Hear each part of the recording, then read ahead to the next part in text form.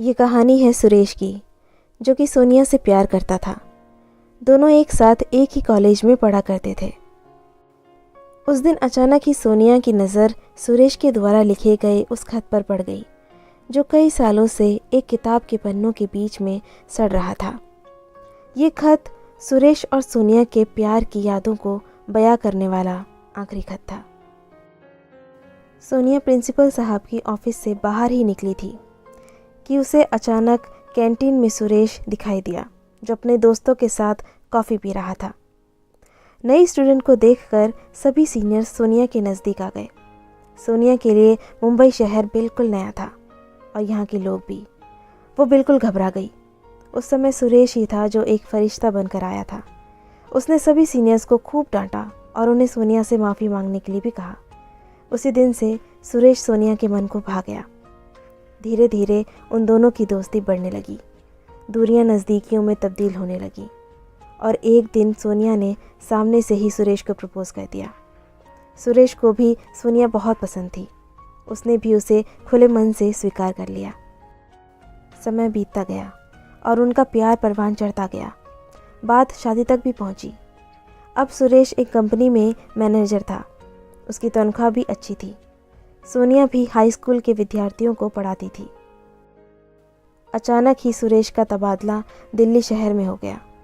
सोनिया से कोसों दूर होने के बावजूद भी वो हर महीने उसे मिलने के लिए दिल्ली से मुंबई आता रहता था। दोनों घंटों तक टेलीफोन पर एक दूसरे से बातें किया करते, मगर धीरे धीरे सोनिया के फ़ोन आने बंद हो गए। सुरेश जब कभी भी फ़ोन करता, या तो फ़ोन काट दिया जाता या फिर लंबे समय तक उसमें घंटियां बजती रहती। सुरेश भी थोड़ा व्यस्त होने के कारण 4-5 महीनों तक मुंबई नहीं जा पाया। बाद में सुरेश को मालूम हुआ कि सोनिया और उनका परिवार मुंबई छोड़कर कहीं दूर चले गए हैं। सुरेश ने सोनिया के बारे में जानने के लिए पूरी कोशिश की। वो सोनिया के हर दोस्त, हर रिश्तेदार से मिला, मगर किसी को भी सोनिया कहाँ है उसकी जानकारी नहीं थी। इस बात को पूरे 5 साल बीत गए। एक दिन सुरेश ऑफिस से बाहर निकला कि सामने सड़क पर खड़े एक गुब्बारे वाले के पास एक महिला अपने छोटे बच्चे के साथ खड़ी थी। उसका बेटा गुब्बारे खरीदने के लिए बार बार उससे जिद करता था, मगर वो मना कर रही थी। सुरेश को उस महिला का चेहरा कुछ जाना पहचाना लगा। वो न चाहते हुए भी अपनी कार को रोड की दूसरी तरफ ले गया। उसने उस महिला को गौर से देखने का प्रयास किया। वो महिला और कोई नहीं बल्कि सोनिया ही थी, और वो बच्चा जो कब से उससे गुब्बारा खरीदने की जिद कर रहा था, वो उसका ही बेटा था।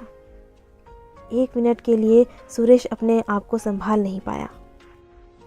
सोनिया अब तक कहाँ थी और कब उसकी शादी हो गई? उसने क्यों मुझे नहीं बताया? ऐसे कई सवाल थे जो सुरेश को परेशान कर रहे थे।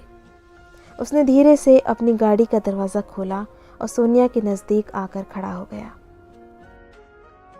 मगर सोनिया उसके किसी भी सवाल का जवाब नहीं दे पाई और आखिर में कुछ देर इंतज़ार करने के बाद सुरेश वहाँ से चला गया और सोनिया सड़क पर अकेली ही खड़ी रह गई।